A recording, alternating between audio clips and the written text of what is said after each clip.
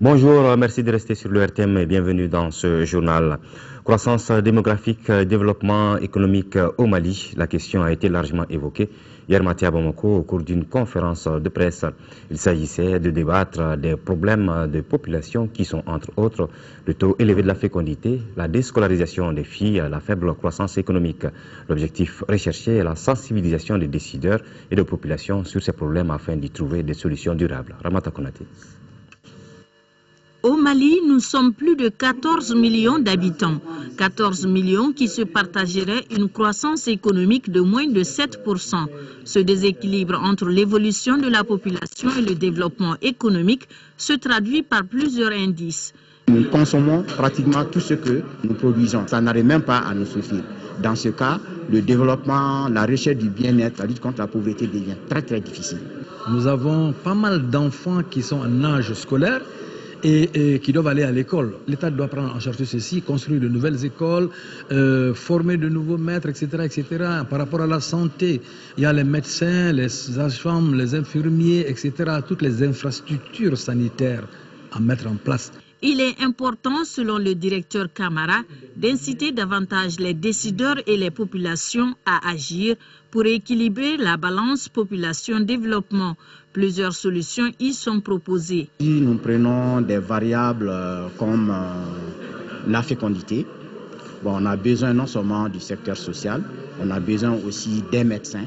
Si on prend du côté du développement, il y a non seulement les ressources qu'il faut, les ressources financières, les ressources humaines, il faut de bonnes infrastructures, la bonne gouvernance. Il s'agit donc de mieux exploiter les ressources disponibles et d'inviter les uns et les autres à jouer sur le taux de fécondité, un taux estimé à 6 enfants par femme en moyenne dans notre pays. L'élection présidentielle du 28 juillet se prépare activement à Kidal. Plusieurs centaines de cartes Nina ont été retirées, le matériel est déjà sur place et dans quelques jours, les agents électoraux entameront leur formation. Reportage de Tchemoko Sagara.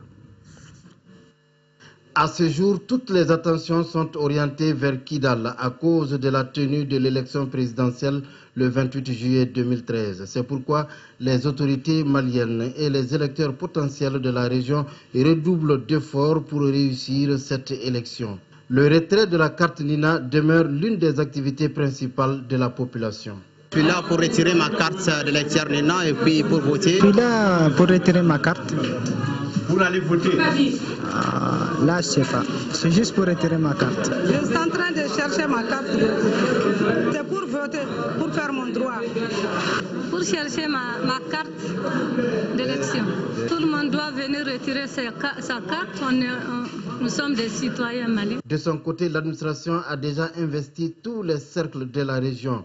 Elle a fait venir les urnes et les isoloirs. Du 12 au 17, il y a eu 2640 cartes retirées dans la région, à part le cercle de Thessalite, où nous attendons un peu les résultats des retraits. À Bébara aussi, nous avons envoyé déjà des cartes, donc puisque les communications sont très difficiles, on n'a pas pu avoir. Et ce matin, on a dépêché une mission à Nefis pour pouvoir déposer les cartes.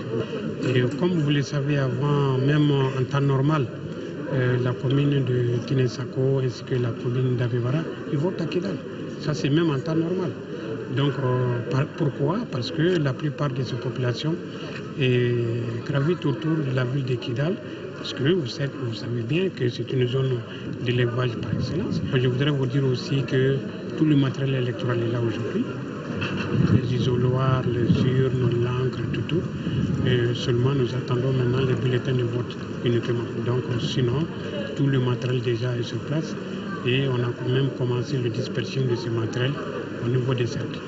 Effectivement, depuis le 12 à 15 jours des élections, de nomination des présidents des bureaux de vote et des assesseurs, chose faite déjà, et tout de suite la formation dans les 2 jours. Cette situation dénote que Kidal est sur la bonne voie pour rattraper les autres régions dans l'organisation de l'élection du président de la République le 28 juillet 2013.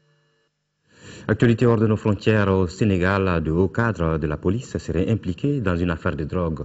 Le président Macky Sall est monté au créneau pour exiger une enquête. De hauts gradés de la police sénégalaise, dont Abdoulaye Niang sur ces images, sont soupçonnés de trafic de drogue. Le scandale fait depuis quelques jours les choux gras de la presse. C'est un quotidien de la place qui a révélé l'affaire au grand jour. Une enquête a d'ores et déjà été commanditée par le chef de l'État, Macky Sall, qui tient à ce que la lumière soit faite sur cette affaire. Le porte-parole du gouvernement, lors d'un point de presse, a tenu à situer les responsabilités à venir. La vocation actuelle de l'enquête administrative, c'est de savoir quelles sont les responsabilités dans cette affaire, si toutefois affaire il y en a, et quelles sont les personnes qui sont engagées dans cette affaire, et quelles devraient être les sanctions. Ça c'est normal.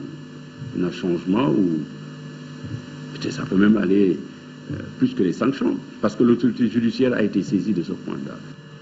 L'ONG sénégalaise Jamra, qui lutte contre la drogue et d'autres fléaux sociaux depuis plus de 30 ans, précise les exigences attendues de l'enquête.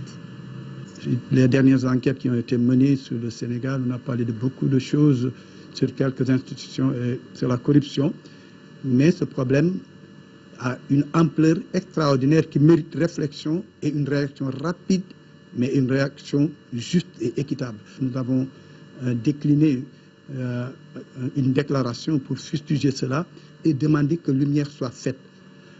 Il y a l'intégrité, la dignité et même la sécurité de notre pays qui est en jeu. Tous les 26 juin, les autorités sénégalaises procèdent à une incinération de drogue saisie sur toute l'année. En 2013, ce sont 2 tonnes 800 kg de chanvre indien et 13 kg de drogue dure pour une valeur d'un demi-milliard de francs CFA qui ont été détruits. Au Burkina Faso, cette fois-ci, le mouvement Y en a marre, à l'image du mouvement des jeunes sénégalais, entend dévoiler certaines pratiques en cours dans leur pays à travers les artistes. Connus pour leur engagement contre le régime de Blaise Compaoré, 2 chanteurs burkinabés ont annoncé la création du Ballet citoyen, un mouvement contre la malgouvernance inspiré du Y en a marre sénégalais. C'est un mouvement qui a été mis en place pour répondre à une certaine injustice sociale, à la crise qu'on est en train de traverser jusqu'en horizon 2015. Ça s'impose parce que, si vous voulez, il n'y avait pas de structure susceptible d'aspirer toute cette jeunesse combative qui avait besoin de changement. Assainir pacifiquement le Burkina Faso avec un nettoyage démocratique, économique et financier des institutions. Créé il y a une dizaine de jours à peine, le mouvement compte déjà plus de 2000 adhérents. Nous, on agit de façon spontanée. Une démocratie, c'est le respect de la Constitution, raison pour laquelle on s'élève contre la modification de l'article 37, on s'élève contre le Sénat, on s'élève contre la malgouvernance. On rêve d'un Burkina normal. La succession du président Blaise Compaoré au pouvoir depuis 1987 agite de plus en plus le Burkina Faso. Une révision de la Constitution permettrait au président de se représenter en 2015. La jeunesse citoyenne se mobilise. Retour à l'actualité nationale, la coalition malienne pour la Cour pénale internationale CMCPI a organisé hier matin une conférence débat pour commémorer le 15e anniversaire de la CPI. L'adoption du statut de Rome consacrant la Cour pénale internationale a eu lieu le 17 juillet 1998. Le Mali l'a signé le même jour pour le ratifier le 16 août 2000. Nous vous proposons ici un extrait du discours de la présidente de la coalition malienne pour la CPI à l'ouverture de la rencontre. Les propos ont été recueillis par Cheikh Oumar Sangaré. Cette adoption de la Cour pénale internationale CPI marque un tournant décisif dans l'amélioration de l'environnement juridique international en complétant le dispositif institutionnel marqué par une prolifération d'organes des traités non juridictionnels. Pour y arriver, les organisations de la société civile ont dû mener une lutte ardue dans la promotion de la lutte contre l'impunité dans le monde. Emboîtant le pas dans la noble lutte et intégrant le champ des organisations pour la Cour pénale internationale, une trentaine d'organisations des droits de l'homme et de développement ont convenu le 2 novembre 2012 de mettre en place la coalition malienne pour la Cour pénale internationale CMCPI. La présente conférence débat s'inscrit aussi dans le cadre de la promotion de la visibilité de notre organisation. Elle vise à promouvoir notre coalition, à mieux connaître la CPI et à partager ses défis majeurs dans le cadre de la lutte contre l'impunité dans le monde. La protection de l'éducation des filles et la protection des femmes en période de crise étaient au centre d'une conférence débat, conférence organisée par la coalition de la société civile pour l'éducation pour tous au Mali. C'était au centre Awa Keïta et c'est un reportage de Adama Koulibaly. La prise en compte de l'éducation des filles et des femmes en période de conflit est facteur d'équité sociale. La problématique liée à cette recherche de solutions interpelle toutes les sensibilités du pays. La Coalition pour l'éducation pour tous CPT analyse que la crise du Nord a beaucoup affecté l'éducation des filles et la protection des femmes en général dans les régions du Nord. La conscientisation de tout le monde sur l'équité entre femmes et hommes et les avantages de l'éducation des filles pour le développement ont été largement expliqués aux participants par le conférencier. Sur le plan juridique, c'est l'égalité parfaite entre les garçons et la fille en termes de scolarisation. Tous les textes ont prôné ça. Avec la crise du Nord, les choses sont empirées. Parce que dans tous les pays du monde, quand il y a la crise, ce sont les femmes et les filles vraiment qui en pâtissent le plus. M. Traoré, au cours de son exposé, a souligné que beaucoup d'écoles ont été détruites pendant la guerre du Nord et que cela a fait élever le taux de déperdition scolaire des enfants et surtout des filles. Les responsables en charge du volet scolarisation des filles s'engagent à vite réparer la situation. Au niveau de l'éducation, on est en train de mener des activités pour la protection, des actions pour la protection des filles, surtout en situation de crise. Et la société civile actuellement est une société vraiment assez forte. Nous allons intégrer ce cadre de concertation et qu'ensemble on va réfléchir avec la société civile comment prendre ces filles-là dans cette situation d'urgence. Si l'exposé de M. Traoré a été bien apprécié par les participants, ces derniers n'ont pas manqué de souligner leur inquiétude par rapport à la situation, car à présent, la crise n'est pas totalement terminée pour avoir des solutions claires aux problèmes des écoles du Nord. L'Union des jeunes pour un Mali uni et solidaire a procédé hier samedi au Palais de la Culture Amadou Hampâté-Bâ au lancement de sa deuxième édition intitulée Opération Demain. Cette opération vise à réceptionner les dons des partenaires et bonne volonté pour les distribuer aux plus nécessiteux. Pour plus de précisions, sur cette opération Demain, nous écoutons Assetou Traoré, vice-présidente de l'Union des jeunes pour un Mali uni et solidaire. Elle était au micro de notre reporter Agibou Koulibaly. Bismillahirrahmanirrahim. En ce mois béni de Ramadan, mois par excellence de solidarité, nous jeunes du Mali, unis au sein de l'Union des jeunes pour un Mali uni et solidaire, UGPMUS, avons décidé de mener cette activité de solidarité envers certains de nos parents qui ont des difficultés en ce mois de Ramadan. C'est pourquoi nous lançons cette opération dénommée Demain. Aussi, nos jeunes volontaires seront des vôtres.